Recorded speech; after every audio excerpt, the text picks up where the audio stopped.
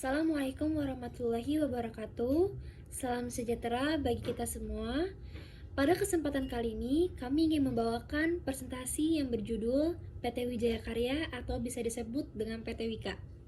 Sebelumnya, perkenalkan nama saya Hanum Putri Faliza dengan NPM 202244450204 sebagai moderator, pembaca Ikhtisar 1, Sejarah 4, serta struktur organisasi dengan rekan-rekan saya Dimas Ferianto dengan NPM 2022445003 sebagai pembaca Ikhtisar 2 serta komitmen, Rifki Ramadan Al-Hashim dengan NPM 2022445001 sebagai pembaca Ikhtisar 3 serta strategi, Aska Septa Fadila dengan NPM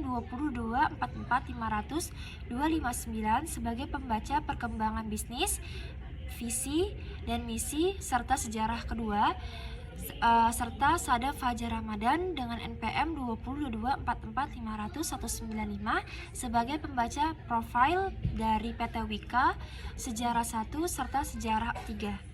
Wijaya Karya Tbk Persero atau biasa disebut dengan PT Wika merupakan perusahaan BUMN yang bergerak di dalam bidang konstruksi pembangunan di Indonesia.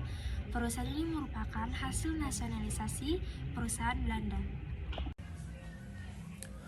Sesuai dengan Peraturan Pemerintah Republik Indonesia Nomor 64 Tahun 1961, Wika didirikan dengan tujuan untuk ikut serta dalam membangun ekonomi nasional sesuai dengan ekonomi terpimpin. Diawali dengan kegiatan usaha yang hanya meliputi pekerjaan instalasi listrik dan pipa air ketika didirikan. Pada tahun 1970-an, Wika beralih menjadi perusahaan kontraktor sipil dan bangunan. Kegiatan usaha Wika difokuskan pada optimalisasi 5 lini, yaitu yang pertama adalah investasi yang meliputi energi terbarukan, infrastruktur dan prasarana air. Yang kedua ada realty dan properti, pengembangan real estate dan properti dan manajemen properti. Yang ketiga ada prasarana dan bangunan, yang terdiri dari konstruksi sipil, konstruksi bangunan, dan konstruksi baja. Dan yang keempat adalah proyek energi dan industri termasuk EPCC dan energi listrik, serta proyek energi terbarukan. Yang kelima terakhir itu adalah industri sektor. Industri Wika memproduksi beton, mempercetak industri, konstruksi kendaraan bermotor, listrik, dan produksi aspal. PT Wijaya Karya yang berlokasi di Cipinang Cempedak, Kecamatan Jatinegara, Kota Jakarta Timur. PT Wijaya Karya merupakan milik negara Republik Indonesia 65% dan publik 35% dengan jumlah karyawan pada saat ini sekitar 2.834 karyawan. Perkembangan bisnis pada PT Wijaya Karya Tbk Persero melalui penawaran saham perdana Initial Public Offering atau IPO di Bursa Efek Indonesia pada 27 Oktober 2007, Wika melepas 28,46% saham ke publik. Sementara kepemilikan sisanya masih dipegang oleh pemerintah Republik Indonesia. Berkat suntikan dana dari IPO, Wika semakin leluasa bertumbuh dan berkembang. Visi terdepan dalam investasi dan efisi berkelanjutan untuk kualitas kehidupan yang lebih baik. Dan misi 1. Menyediakan jasa dan produk efisi yang terintegrasi berlandaskan pada prinsip kualitas, keselamatan, kesehatan, dan lingkungan.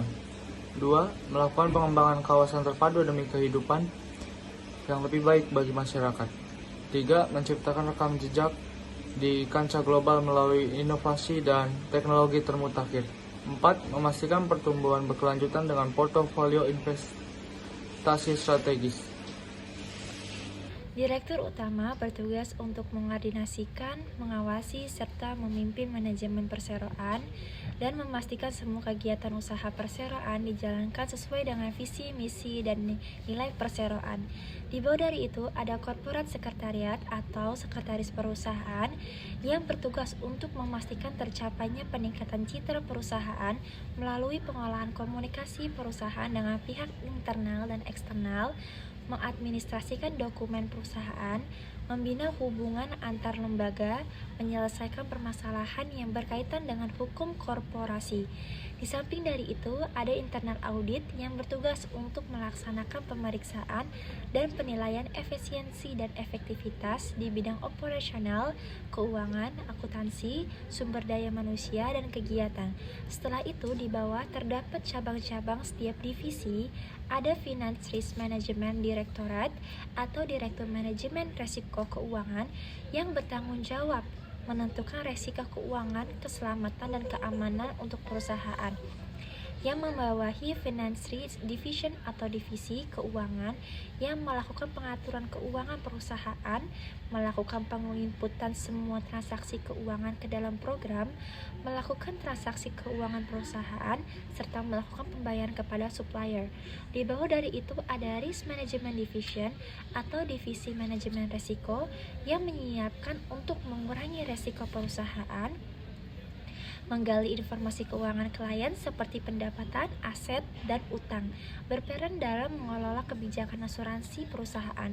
Setelah dari itu, di samping ada Human Capital and Development Directorate atau Direktur Sumber Daya Manusia dan Pembangunan yang bertugas untuk mengatur program pelatihan dan pengembangan tenaga kerja, memantau dan menilai kinerja karyawan. Di bawah dari itu ada Human Capital Division atau divisi sumber daya manusia yang memantau dan menilai kinerja karyawan. Setelah itu di bawahnya lagi Strategic Marketing and Transformation Development, pemasaran strategis dan pengembangan transformasi bertugas untuk melakukan analisis terhadap kebutuhan klien, melakukan analisis terhadap tren baru, kesempatan bisnis, dan segmentasi pasar. Di bawah dari itu ada Legal Division atau divisi hukum yang bertugas untuk pelaksanaan penyusunan perumusan produk hukum provinsi. Di samping dari itu ada Quality, Healthy, Safety, and Environment Directorate yang bertugas untuk penyiapan perumusan kebijakan di bidang akreditasi dan peningkatan mutu pelayanan dan keselamatan pekerja di fasilitas pelayanan tersebut. Di bawah dari itu ada Quality, Healthy, Safety, Environment, and Engineering Division. Di bawah itu ada Supply Chain Management Division untuk mengeluarkan biaya minimum dengan menciptakan produk berkualitas maksimum, memenangkan persaingan pasar dengan menyediakan rantai pasokan yang murah, berkualitas, tepat waktu, dan memiliki jenis variasi dengan semaksimal mungkin.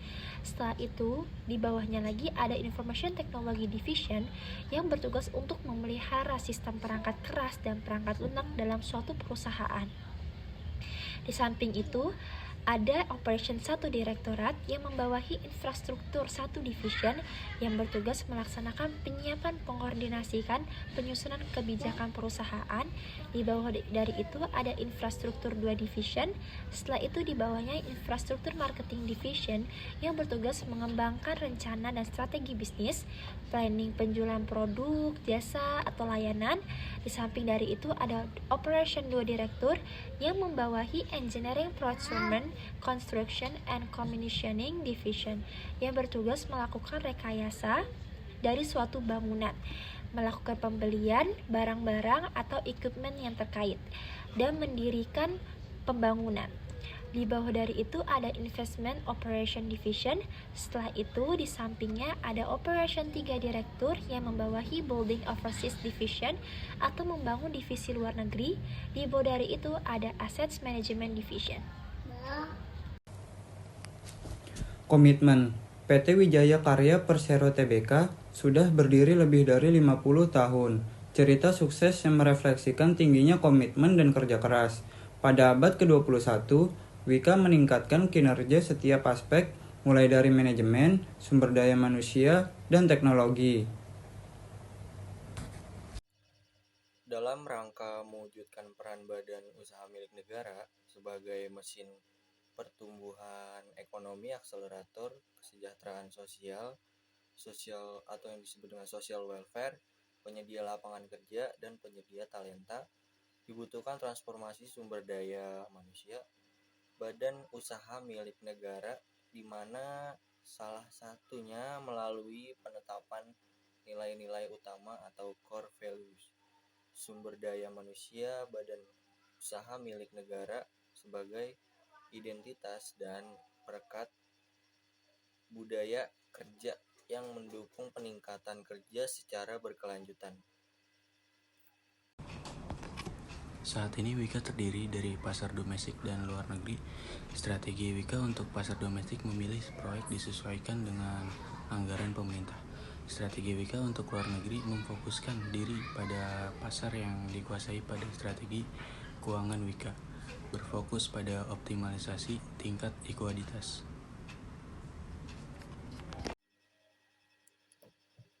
Pada dekade tahun 1960 sampai 1970-an, Wika menangani berbagai proyek antara lain pemasangan jaringan listrik, asahan, dan irigasi Jatiluhur. Dan pada tahun 1971 sampai 1980-an, membangun serentak 6 pabrik beton yang tersebar di Jawa Barat dan Jawa Tengah dan juga Jawa Timur. Perkembangan Wika selalu lebih unggul. Ada pula sejarah yang kedua. Pada 1981 sampai 1990-an, memperkenalkan pertama kali model pilar bisnis organisasi perusahaan. Membangun divisi baru seperti sipil umum, bangunan, dan gedung, produk beton dan metal, konstruksi industri, energi, dan perdagangan. Pada 1981 sampai 2000-an, mendirikan anak perusahaan PT Wika Realty 2000 yang bergerak pada bidang pengembangan bisnis realty, manajemen properti, dan jasa konstruksi. Pada tahun 2001 sampai 2010-an menyelesaikan jalan layang Pasopati Bandung dengan struktur box girder dan terberat di Indonesia, dan mengerjakan jembatan Cikubang pada ruas tol Cipularang sebagai jembatan dengan pilar tertinggi di Indonesia pada tahun 2005. Pada tahun 2011 sampai 2015-an menyerahkan secara resmi PLTU Amurang kepada PT PLN tahun 2013. PLTU Amurang menjadi salah satu titik ungkit Wika pada portofolio EPC Power Plant. Wika mengakuisisi PT Sarana Karya yang kemudian bertransformasi menjadi PT Wika Bitumen tahun 2013. Sejarah keempat, pada tahun 2016 hingga sekarang, Wika telah menyelesaikan jembatan terpanjang di Sumatera, kereta cepat pertama di Asia Tenggara, serta menyelesaikan 3 terminal bandara internasional dan bendungan terbesar kedua setelah kemerdekaan. Dan dari kelompok kami, terima kasih telah mendengarkan presentasi dari kelompok 2. Wassalamualaikum warahmatullahi wabarakatuh.